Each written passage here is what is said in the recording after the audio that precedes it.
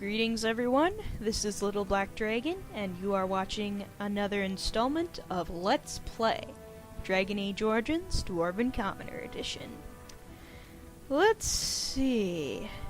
Oh, that's cool. Anyway, in our last installment, we basically just meandered around listening to party banter. And that's pretty much what we're doing for this episode, and this is hopefully going to be our last episode, at least until we get a couple of companion quests done. Anyway, so with that in mind, let us continue, shall we?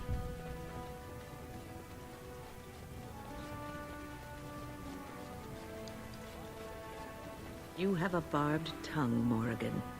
Why do you treat others in this way? I owe you no explanation. There is no writing on my forehead that says, "Please, guide me." You are traveling with these people. It behooves you to be civil. You were too transparent, old woman. Do not bring up our companions when all you wish is for me to be civil to you. I am not one of your circle apprentices, to hang on your every word. I am not Alistair, who sees in you a surrogate mother. No, it is obvious you are nothing like Alistair. Take your lectures elsewhere. They mean nothing to me.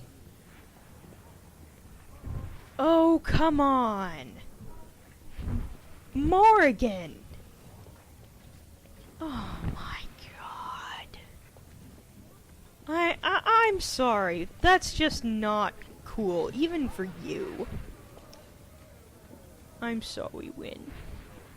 Was Morrigan being mean?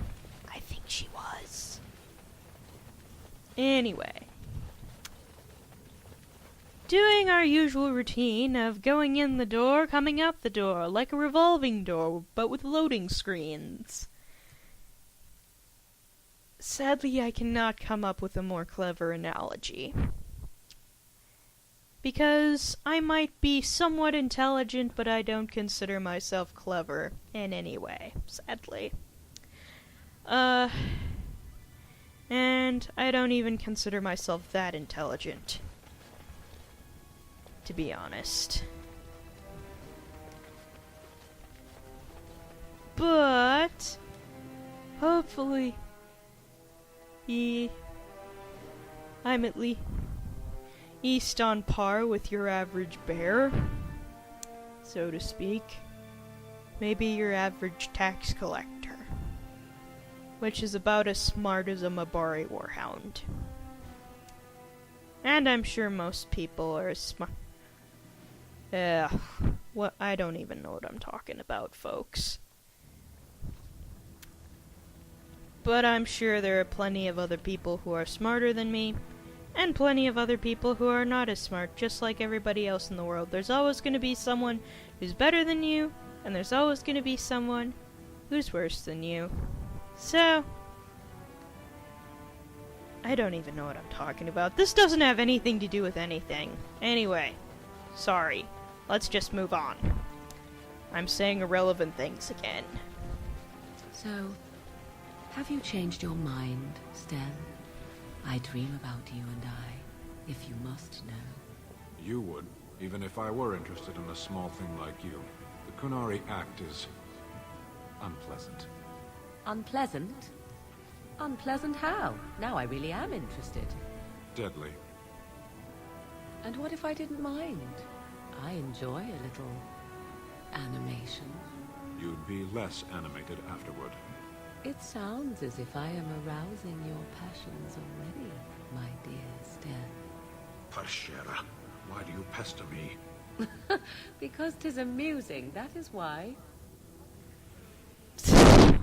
Okay, it's official. There's some kind of weird romance going on between these two. Or rather, it's a one-sided Morrigan basically pushing Sten's buttons and Sten being like, "What? Why are you doing this? Seriously, why you do this?" Although I actually find it highly amusing. Be like, bravo, Morrigan, bravo. Getting under Sten's skin like that. Metaphorically, of course. And we're going back out again. Because what else do we have to do? The entire point of this episode is party banter, and me saying things I know nothing about, and I've probably already made you guys pissed off at me anyway, because I started talking about myself, and intelligence, and stuff that has nothing to do with anything at all. Anyway. But these conversations are in fact pretty interesting. I have to admit that. Maybe the problem is the reason I'm saying weird things is because I can't really think of anything related to these conversations, at least not in relation to anything I'm doing or experiencing. But if I had to comment, yeah, really the only comment I can think of is weird romance. Just saying. Just saying. You can stop flinching, Sten. I'm not going to harm you. I do not fear harm to myself. What is that supposed to mean? An unbound mage is like a wildfire, as prone to simply consume itself as it is to devour all that surrounds it. I do wish you wouldn't refer to mages as it. I would agree with that general request. 'Tis most understandable. Okay. 2 more conversations. I guess we're just kind of focusing on Sten at this point because I want more things to talk to Sten about. Seriously. Hopefully.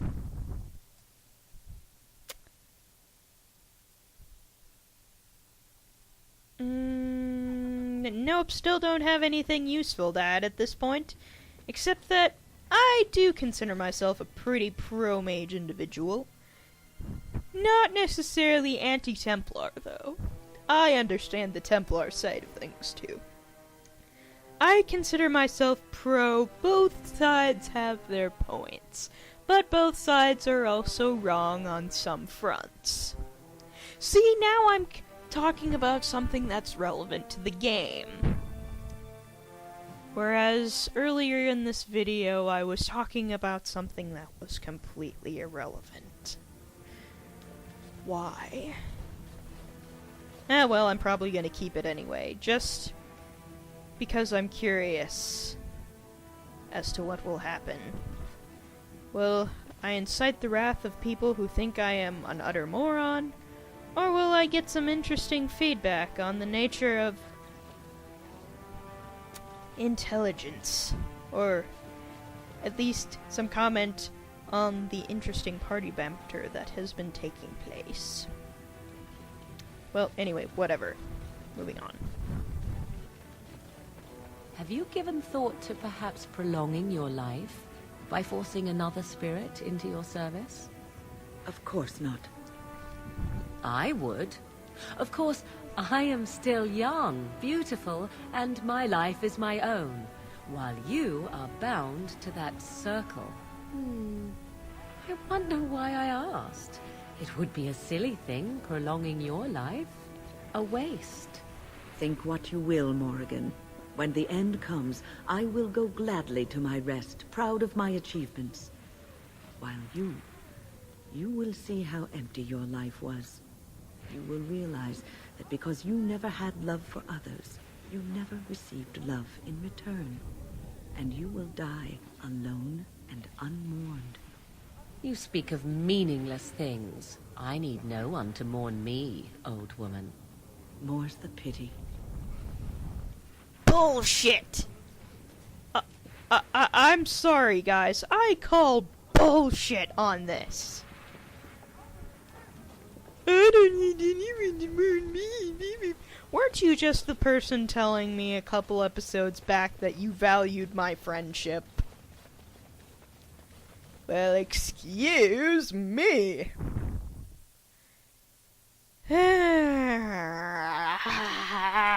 Morgan, why? She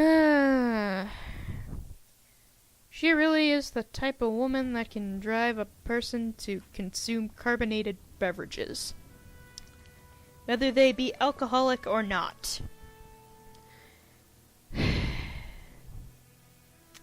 Where's my can of root beer? Because I could sure use one right about now. But I'm not going to get one. I'm going to maintain my self-control. And just bear with the fact that sometimes some people can just drive you up a wall. And as much as you like them, and as much as they can simultaneously drive you crazy, there are just some things you just need to be cool about. And besides, this is a fictional game with fictional people doing fictional things. And I probably sound like a weird person right now. I apologize. This is the surreal episode where I say weird things and do weird stuff. Well, maybe it's the fact that I'm just aimlessly walking back and forth just to hear party banter. And because I have no direct goal other than that, I'm saying weird things. Alright, well, moving right along. You must be vastly relieved, Wynne. Relieve? I do not understand what you mean. Most your age would spend much of their time preoccupied wondering when they might perish. Yet you already know. Eavesdropping is not considered very polite, dear. A fortunate thing, then, that I do not consider myself bound by such rules. In response to your question, I know only that I died once. I do not know how much time I have left, only that it is very little. That is not so very different than before, surely. You are an old woman.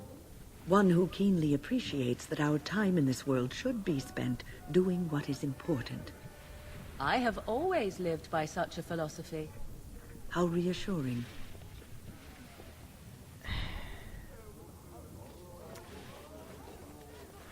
Have you? Have you always lived by such a philosophy, Morgan? Alright, well, we're getting down to the wire here, folks. Only a few more minutes, and I promise we will do something more interesting next episode. And hopefully I'll stop talking like I'm drunk, or weird, or, sleep deprived, which is probably the more likely case. I blame organic chemistry for that. Because, yes, folks, at the time of this recording, I'm taking an organic chemistry class and a physics class. Because I'm in one of those things where it's like, yeah, you need to take all these difficult courses, because otherwise we won't give you a nice job. I'm not saying anything more on that, but that's probably a logical explanation for why I've been acting weird, so I thought I should just put that out there. Because, yeah, staying up late at night does have a tendency to cause weirdness to occur. But I'm probably going to keep this video anyway, since it does kind of stand out in comparison to my other episodes. But if you guys think this is totally weird and totally, not cool, you can probably just skip this video anyway. Or you can, I don't know, just say, boo, this is awful. Why are you acting so weird? Get some sleep. Yes, sir, I will get some sleep as soon as I'm done. It must have been very difficult for you and your mother, Morrigan, to live always hiding from the Chantry and its hunters. Your pitying tone is as unwelcome as it is unnecessary, old woman. There was nothing difficult about our lives in the slightest. But surely you must have drawn notice from time to time. No matter how powerful you claim to be, you would not wish the full attention of the Chantry. Hunters did come into the wilds from time to time. They did not leave. And the interest of the Chantry was never aroused. I find that difficult to believe. I imagine you find many things difficult to believe. Your own preference for the leash you wear, for instance. There are good reasons for the world to fear mages, even despite our best intentions. Your best intentions, perhaps. Their fear concerns me not at all. Are you sure? Well, okay, maybe I might actually believe that. But what she just said, the world has plenty to fear about mages despite our best intentions. Yeah, I generally agree with that. Although I am for mages should be treated better than they are treated now. Anywho, we are out of time, so I'm going to save and cut the video off here. And of course, you know the drill. Like, subscribe, comment, favorite, if you so please. And I will see you all on the next installment of Let's Play Dragon Age Origins Dwarf and Commoner Edition, and hopefully I will be in a more right state of mind. So, my deepest apologies. See you next time, folks. Thanks for watching.